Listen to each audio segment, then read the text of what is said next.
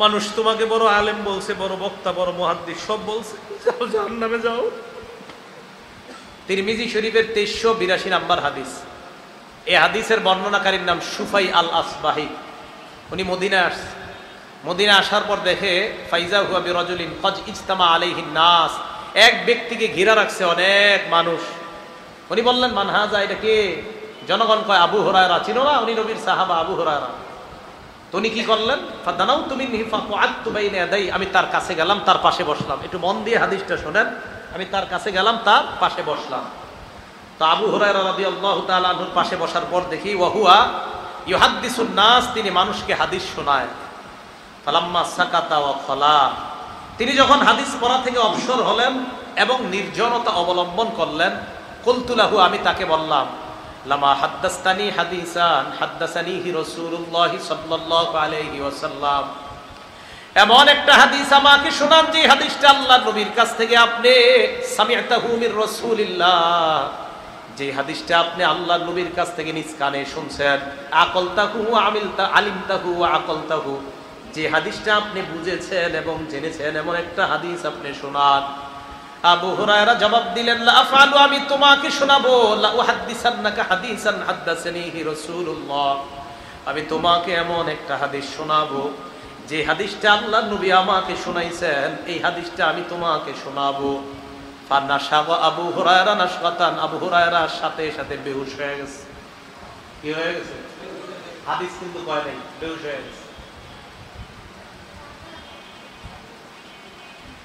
আবু হুরায়রার হুঁশ ফিরে আসছে। আসার পর আবু হুরায়রা আবার বললেন, লা উহাদ্দিসান্নাকা হাদিসান হাদ্দাসানিহি রাসূলুল্লাহ ফি হাযাল বাইতি মানা মা মানা আহাদুন গায়রি ওয়া গায়রু, আমি তোমাকে এমন একটা হাদিস শোনাবো যে হাদিস আল্লাহ নবী আমার এই ঘরের মধ্যে শোনাইছে, আমি আর আল্লাহ নবী ছাড়া ঘরের মধ্যে কেউ ছিল না। সুম্মা নাশাগা আবু হুরায়রা নাশরাতান উখরা, আবু হুরায়রা আবার বেহুশ হয়ে গেছে। হাদিস কয় না। আবু হুরায়রা বলেন, লা উহাদ্দিসান্নাকা হাদিসা, আমি তোমাকে এমন একটা হাদিস শোনাবো, হাদ্দাসানিহি রাসূলুল্লাহ ফি হাযাল বাইত মা মা'না আহাদুন গায়রি ওয়া গায়রু, আমি আর নবী ছাড়া এই ঘরে কেউ ছিলাম না। এই কথা বলার পর আবু হুরায়রা আবার বেহুশ হয়ে গেছে। কি এমন হাদিস যে হাদিস বলতে পারে না? আবু হুরায়রা রাদিয়াল্লাহু তাআলা আবার বলে, আমি তোমাকে এমন একটা হাদিস শোনাবো, নবীজি এই ঘরে এই জায়গায় বসে হাদিসটা আমাকে শোনাইছে, আমি আর আল্লাহ নবী ছাড়া কেউ শুনে নাই। হাদিসটা আমি শুনছি, বুঝছি, আবার ভালোভাবে অনুধাবন করছি। আবার আবু হুরায়রা বেহুশ হয়ে গেছে 4 বার।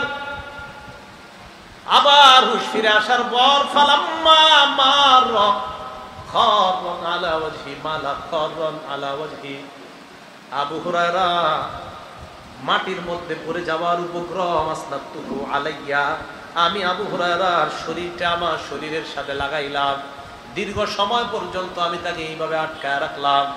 হুঁশ ফিরে আসার পর আবু হুরায়রা বললেন, ইন্নাল্লাহা ইযা কানা ইয়াউমুল কিয়ামা ইয়ানজিলু ইলাল ইবাদ, কিয়ামতের ময়দানে আল্লাহ বান্দাদের সামনে আসবেন, লিয়াকজিয়া বাইনাহুম, বান্দাদের মাঝে বিচার করবে।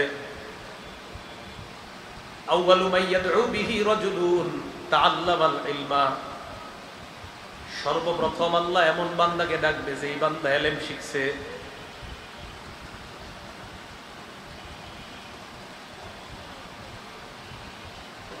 এরপর ডাকবে রাজুলুন কুতিলা ফি সাবিলিল্লাহ, যেই ব্যক্তি আল্লাহর রাস্তায় শহীদ হয়েছে এমন বান্দাকে ডাকবে। এরপর ডাকবে রাজুলুন কাসীরুল মাল, সম্পদশালীকে আল্লাহ ডাকবে।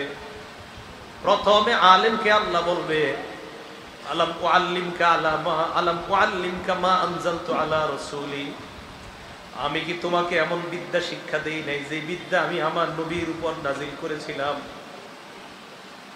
ফামা আমিলতা ফীমা উল্লিমতা, তোমাকে যে বিদ্যা শিখানো হয়েছে কি আমল তুমি করেছো বলো। আলেম জবাব দিবে, আকুমু বিহি আনা আল-লাইলি ওয়া আনা আন-নাহার, আমি সকাল সন্ধ্যা আমল করছি, মানুষকে শিখাইছি। আল্লাহ বলবে, কাযাবতা, তুমি মিথ্যা বলছো। ওয়া তাকুলুল মালাইকাতু কাযাবতা, ফেরেশতারাও সাথে সাথে বলবে তুমি মিথ্যা বলছো। আলেমকে আল্লাহ বলবে তুমি মিথ্যা বলছো, ফেরেশতারা বলবে তুমি মিথ্যা বলছো।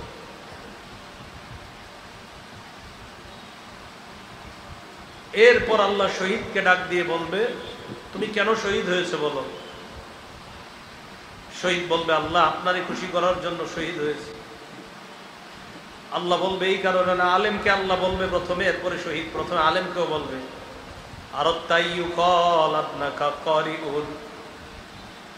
তুমি চেয়েছো জনগণ যেন তোমাকে বড় আলেম বলে, মুফতি মুহাদ্দিস বলে।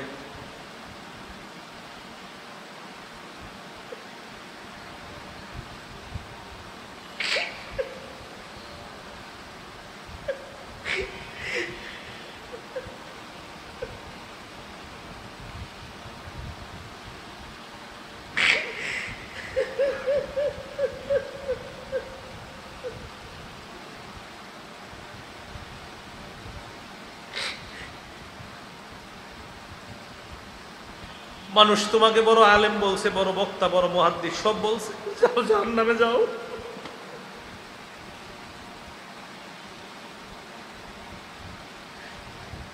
শহীদকে বলবে তুমি লড়াই করছো, মানুষ তোমাকে বাহাদুর বলবে এই কারণে, দুনিয়াতে বাহাদুর বলছে, যাও জাহান্নামে যাও। দাতাকে বলবে তুমি যেন বড় দাতা, এটা বলার জন্য তুমি দুনিয়াতে দান করছো, জাহান্নামে যাও। হাদিসে নবীজি বলছেন উলাইকা সালাসাতু তুসারু বিহিমুন নার আউয়ালু মান তুসারু বিহিমুন নার, এই তিনজনকে দিয়ে জাহান্নাম জ্বালাবে আল্লাহ। সর্বপ্রথম এই তিনজনের মাধ্যমে জাহান্নাম জ্বালাবে। মানুষকে দেখানোর জন্য যেন আমাদের আমল না হয়, আমাদের হজ, আমাদের কোরবানি, আমাদের জীবন, আমাদের মরণ সব কাকে খুশি করার জন্য বলেন? আল্লাহকে খুশি করার জন্য। মানুষকে দেখানোর জন্য যদি হয় একদম শেষ, জাহান্নামে জ্বলতে হবে। আমি আবু হুরায়রা রাদিয়াল্লাহু তাআলা কেন বেহুশ হয়েছে হাদিস বলতে এবার বুঝছেন আপনারা। প্রথমে আলেমের কথা, উনি তো নিজে বড় আলেম ছিলেন একজন, টেনশনে হাদিস বলতে পারতেছেন, ভয়ে হাদিস বলতে পারতেছে না, যে আলেমদের দিয়ে শুরু করবে, আমি তো একজন আলেম। আবু হুরায়রা রাদিয়াল্লাহু তাআলা একবার, দুইবার, চারবার বেহুশ হয়ে গেছে, টেনশন, পেরেশান। আপনাদের সাধারণদের উদ্দেশ্যে আজকে বয়ান করতে আসছে। শেষের দিকে কি এক হাদিস মাথায় আসে, এই হাদিস যখন মাথায় আসে তখন আর আপনাদেরকে বয়ান করতে মন চায় না, তখন মন চায় শুধু নিজেরে, আমরা হুজুর যারা আমাদেরকে বয়ান করি, আমরা সাধারণ পাবলিক আপনাদেরকে কি বয়ান করব। বুঝাইতে চাইলাম কোরবানি তো সবাই করি ভাই, কাউরে দেখানোর জন্য কোনো আমল করেন না, নামাজও কাউরে দেখানোর জন্য করবেন না, হজ কাউকে দেখানোর জন্য না। তাহলে আজকে থেকে আমি, আপনি, আমরা সবাই সিদ্ধান্ত, কি আলেম আর কি আপনারা, আমরা সবার সিদ্ধান্ত, আমাদের ছোট বড় সব আমল কার জন্য হবে? আল্লাহর জন্য। আমরা সব আমল আল্লাহর জন্য কি করবো তো ইনশাআল্লাহ। তাহলে হজ কার জন্য, কোরবানি কার জন্য? এটা আল্লাহ বলছে ইন্না সালাতি ওয়া নুসুকি ওয়া মাহইয়ায়া ওয়া মামাতি লিল্লাহি রাব্বিল আলামিন, নিশ্চয় আমার নামাজ, ওয়া নুসুকি আমার কোরবানি, ওয়া মাহইয়ায়া আমার জীবন, ওয়া মামাতি আমার মরণ, লিল্লাহি রাব্বিল আলামিন, বিশ্ব জগতের রব আল্লাহ। তাহলে আমাদের জীবন, আমাদের মরণ, আমাদের হজ, আমাদের কোরবানি, আমার সব ইবাদত, বলেন মোট কথা আমার আপনার জীবনটাই কার? আল্লাহ। তাহলে যেই জীবন আল্লাহর জন্য, এই জীবনে কিভাবে আমরা কাউকে দেখানোর জন্য ইবাদত করব? যেহেতু জীবনটাই আল্লাহ, তো ইবাদত হবে কার? সহজ।